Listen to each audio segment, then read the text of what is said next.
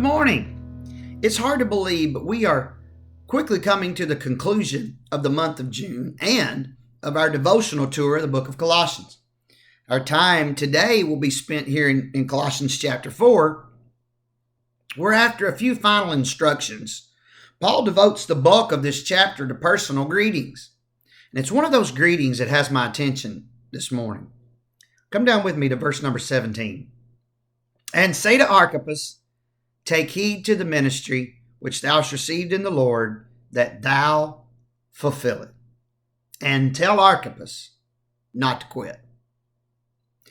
If this is the same Archippus that is mentioned in Philemon, where Paul refers to him as a fellow soldier, then there are only two references of his name in Scripture, and neither of which give us any insight to the man or to his ministry. And my studies have revealed very little concerning the character and the calling of this man. But regarding his condition, the Bible is filled with examples.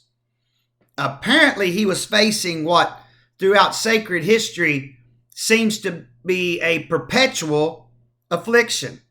It seems that like so many others throughout the years, Archippus had grown weary in well-doing. Tell Archippus, take heed to the ministry which thou hast received in the Lord, that thou fulfill it. I say it's a perpetual affliction because it's a condition that has overloaded and overwhelmed the greatest of the saints throughout the centuries. Even the likes of Elijah and Jeremiah and John the Baptist were not exempt from it. It's an affliction that is born of the disappointment of unmet expectations. Think of John in prison. What he's hearing of Jesus isn't aligning itself with what he expected from the Messiah. It comes from the discouragement of unfruitful endeavors. Think about Elijah. He's put everything he's got into this, and yet the nation is still going into idolatry. Jezebel's still on the throne. And then there's the disillusionment of unexplainable experiences. Jeremiah just says, God, it seems like you're lying to me. Even the great apostle Paul was not exempt from moments like this, and neither are we. Yes, we know that God is faithful, who will not suffer us to be tempted above that we're able, but will with the temptation also make a way to escape, that we may be able to bear it. But the problem is that in these times when we're overloaded and overwhelmed, we tend to look for the wrong exit. We're not trying to get out of our trouble. We want to just get out of the ministry. That's where Archippus must have found himself. But look again at the text and notice how in the midst of that perpetual affliction, he receives a personal address. And tell Archippus. May not mean like much on the surface, but take a minute and get the picture in your mind. These epistles were meant to be read aloud. Look at verse 16. And when this epistle is read among you, cause that it be read also in the church of Laodicea, and that ye likewise read the epistle from Laodicea. Get the picture. Can you see Archippus sitting there? His head hung low. He's weary in the greatness of the way. As powerful as this letter was, now think back to chapter 1, 2, and 3, those great themes that Paul has presented in this letter. As powerful as that was, it couldn't touch the deadness in his own soul.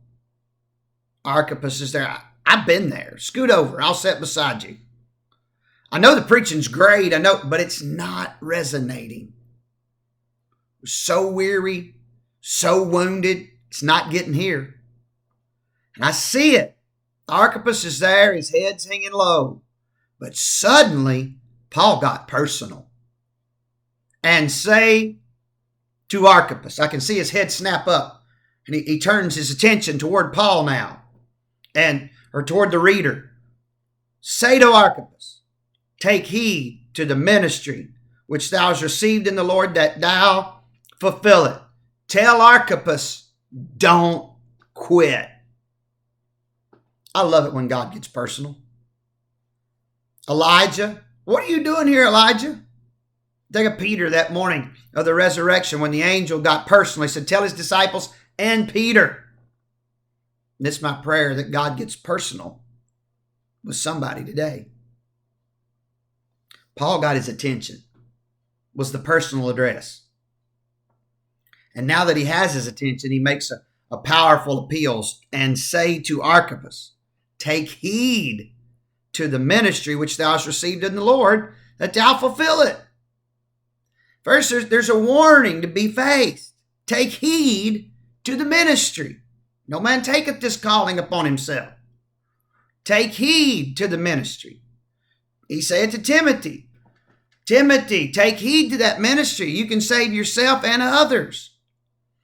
It's interesting to note that the word used for ministry here is in other places translated as servant or deacon, or literally one who waits on tables. It has as much, if not more, to do with the pew as it does the pulpit. Remember what Paul said in Colossians chapter 3, verse 23? Whatsoever you do, do it heartily as to the Lord and not unto men. In this appeal, Paul says there's a warning to be faced. Take heed to your ministry. There's also a wonder to be felt. Take heed to the ministry which thou hast received in the Lord. Don't forget where you got this. It's hard to quit it when you remember where you got it. Jeremiah said, God, I'm done. I'm not going to speak anymore in your name. They're not going to listen. I'm done. But he said his word was in my heart as a burning fire, shut up in my bones, and I was weary with forbearing and could not stay. When my mind got back on God, it created a fire in my heart. Worship, the work of the Lord, only becomes weariness when we lose the wonder. There's a warning to be faced here. There's a wonder to be felt here, because there's a work to be finished. And say to Archippus, take heed to the ministry which thou hast received in the Lord, that thou fulfill it. It literally means fill it to the full.